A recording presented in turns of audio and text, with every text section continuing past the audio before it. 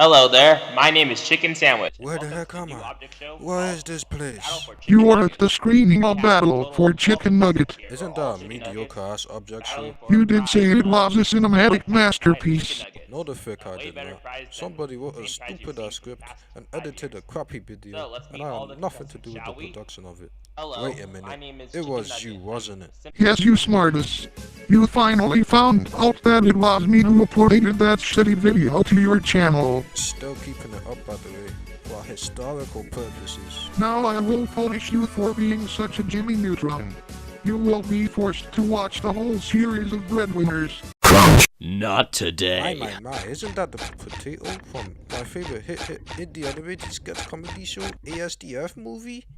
Oh hey guys, I just got saved by the potato from ASDF movie. Some random chicken nugget kidnapped me. Anyways, I'm gonna start making my review of Inside Out 2 cause obviously you read the fucking title. Anyways, Inside Out 2, a movie that terrorized the box office. It is now the highest grossing Pixar movie ever. Now, I went to the screening of the movie thinking it was gonna be a 7 out of 10 experience because Pixar's recent catalog hasn't really sold me that much. Lightyear was a huge mid-catastrophe with that messy twist that would make viewers want to press delete to their lives. Turning Red was a 5 out of 10 movie. Luca and Onward were alright to me, at best. Also, Chris Pratt voiced one of the characters in the latter film. Soul was a pretty good movie, but it wasn't an 8 out of 10 movie.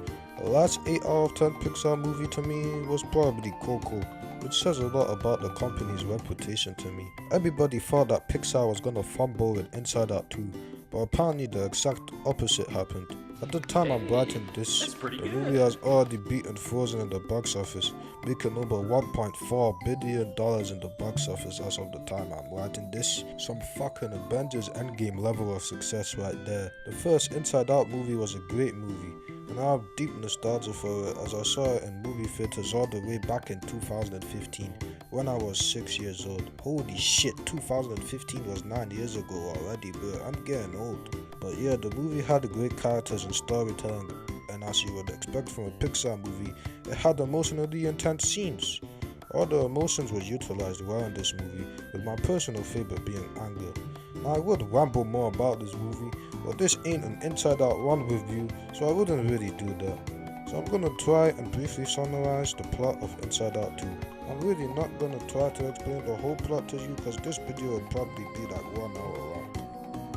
I also don't have a physical copy of the movie with me at the moment, so trying to analyze it will be hard. But trust me, I'm trying my best, so don't worry, the video is not gonna be over yet. I don't like where this is going. Set 2 years after the first movie, Riley, who is now 13 years old, is soon about to enter high school. From the first movie, we know that Riley is a hockey athlete, and the movie opens with her playing hockey.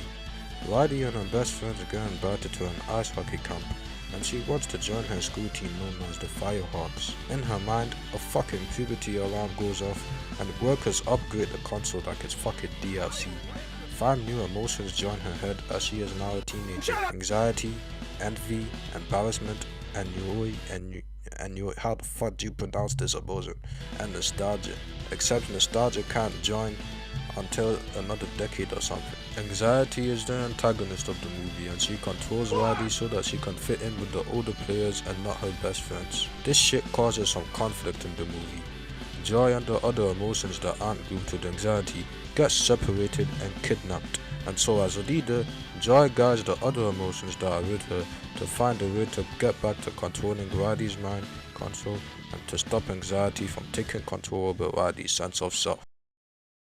Yay! There is a lot of shit that I love about this movie, and there are barely any flaws. The comedy in this movie is amazing, with one of my favorite jokes being the joke where nostalgia shows up in Riley's mind, and one of the emotions says that she is not ready yet. That one got me thinking.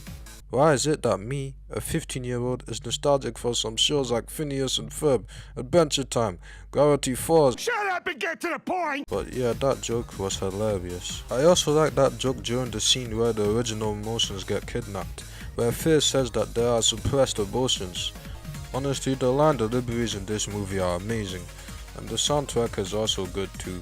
I'm pretty sure there was a Kingdom Hearts reference, and I liked that whole match to Mickey Mouse Clubhouse or whatever fucking preschool show one of the 2D animated characters was portraying. The party discussed falls in love with the video game character stuck inside one part of Riley's head. This Gus definitely wants to make love with him, and that could be a metaphor for Riley's crush on the character. The movie is also so relatable. There was one scene where Riley was talking to some of the hockey athletes about her interests, and that Riley was basically capping about her views on music or whatever, so that she could fit in, even though she already has best friends that she shares mutual interests with. The animation is stunning obviously because this is a Pixar movie, and there are a lot of emotional scenes. The new emotions were also utilized so well in my opinion. Embarrassment barely even talked in the movie due to him being nervous most of the time, which is some very good characterization. And Ree is a pretty funny ass emotion, and she is low-key my spirit animal. It is because of this movie that a lot of people will know that Ed Ree means bonded, including me. Like, I did not even know the definition of that word prior to this movie. Edvi is a pretty adorable character that has a plushie of her, which is cool, but there is one individual that ruined my enjoyment of her as a character. I do not want to talk about it. Oh, anyways, where was I? Oh yeah, Inside Out 2 review waffle session. Oh, and apparently Fear had a crush on anxiety.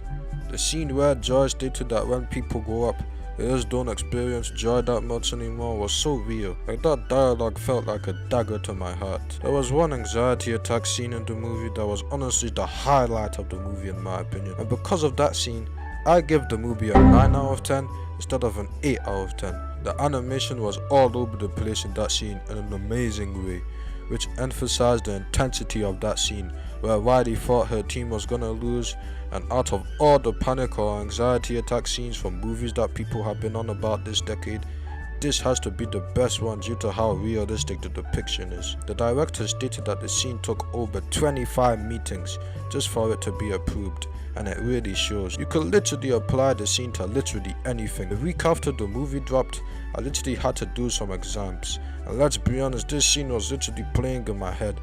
That's how relatable it is. The cast did a very good job at playing their characters, and Maya Hawke, who is the voice actor of Anxiety, is personally my favorite voice actor in this movie due to her amazing performance. She really knows how to humanize anxiety for the big screen audience and make us feel empathy towards her. I also heard that Riley, Disgust and Fear got new voice actors for this movie because the original respected voice actors weren't able to reprise their roles, and the new voice actors are actually pretty good. Inside Out 2 has appealed to people of all ages. It appealed to us Zoomers who grew up with the first movie, the Gen Alphas who some of them couldn't even behave well in the screening. Like, this movie is for us, not their brainwashed skibidi obsessed minds. And some millennials as well are actually enjoying this movie. A lot of people have been praising this movie through various social media, and to be honest, I think it's deserved. Inside Out 2 is freaking amazing, and I think you should check it out if you haven't. This movie marks Pixar's comeback, their redemption arc.